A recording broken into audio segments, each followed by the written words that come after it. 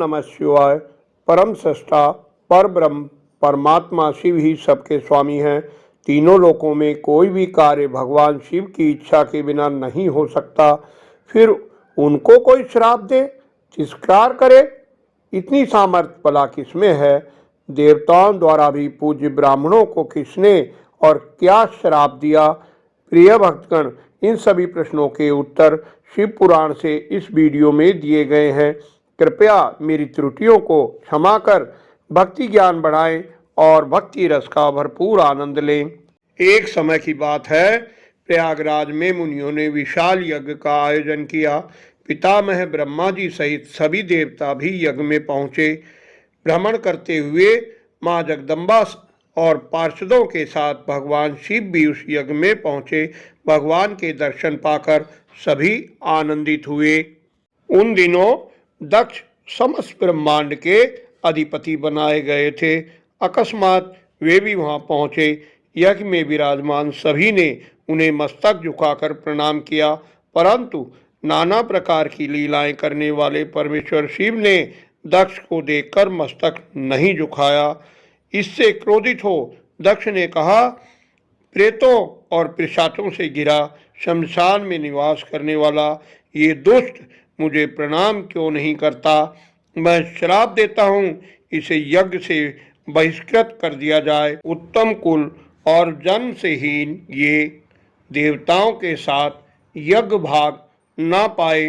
दक्ष की बात सुनकर शिवजी के प्रिय नंदी क्रोधित हो गए। नंदी ने कहा, अरे दुष्ट बुद्धि वाले महामूढ़, तूने मेरे स्वामी महादेव को बहिष्कृत क्यों कर दिया, जिनके स्मरण मात्र से यज्ञ सफल और तीर्थ पवित्र होते हैं। उन्हीं महादेव जी को तूने श्राप दे दिया। अरे अधम, जिन्होंने इस जगत की सृष्टि की, इसका पालन करते हैं और अंत में जिनके द्वारा इसका संहार होगा, उन्हीं महेश्वर को तूने श्राप कैसे दे दिया?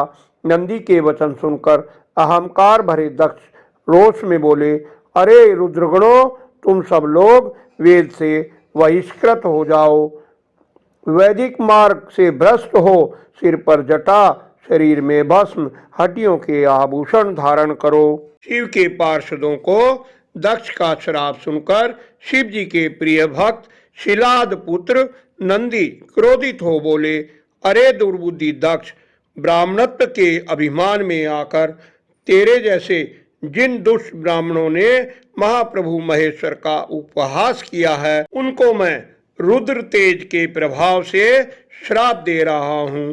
तुझ जैसे ब्राह्मण वेदवाद में फंसकर वेद के तत्व ज्ञान से शून्य हो जाएं। वे ब्राह्मण सदा भोगों में तन्मय रहकर स्वर्ग को ही सबसे बड़ा पुरुषार्थ मानते हुए स्वर्ग से बढ़कर कुछ नहीं है ऐसा कहते रहें। क्रोध, लोभ और मद से युक्त हो निर्लज्ज भिक्षुक बने रहें। ये ब्राह्मण दरिद्र दान लेने में तत्पर रहेंगे और दूषित दान लेने के कारण सब के सब नरकगामी होंगे।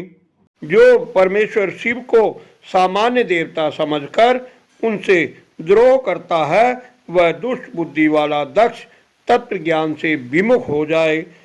वह विषय सुख की इच्छा से गृहस्थाश्रम में आसक्त रहे, कर्म कांड और कर्म फल की प्रशंसा करने वाले वेदवाद को ही विस्तार करे। नंदी बोले, दक्ष, तुम्हारा आनंदमय मुख नष्ट हो जाए, तुम आत्मज्ञान से शून्य होकर कर्म भ्रष्ट हो जाओ और बकरे के समान मुंह वाला हो जाओ। इस प्रकार जब नंदी ने दक्ष और ब्राह्मणों को श्राप दिया तो वहां हाहाकार मच गया। भगवान शिव ने हंसते हुए नंदी को समझाते हुए कहा, नंदी, तुम तो परम ज्ञानी हो, तुम्हें क्रोध नहीं करना चाहिए। तुमने व्यर्थ ही ब्राह्मण कुल को श्राप दे डाला, क्योंकि तुम्हें भ्रम से ये समझ लिया कि मुझे श्राप दिया गया है। वास्तव में मुझे किसी का श्राप छू भी नहीं सकता। वेद मंत्राक्षरमय हैं, उनमें देहधारियों के आत्मा परमात्मा प्रतिष्ठित हैं, इसलिए रोषवश तुम उन्हें श्राप न दो। नंदी, मैं ही यज्ञ हूँ, मैं ही यज्ञ कर्म हूँ, यज्ञ की आत्मा और यजमान भी मैं ही हूँ, अतः तुम शांत हो जाओ। अपने प्राण प्रिय नंदी को तत्व का बोध कराकर महादेव वहां से चले गए। आशा है आपको वीडियो पसंद आई होगी। लाइक करें, कमेंट कर सुझाव दें, चैनल को सब्सक्राइब अवश्य कर लें। धन्यवाद। आपका कल्याण हो।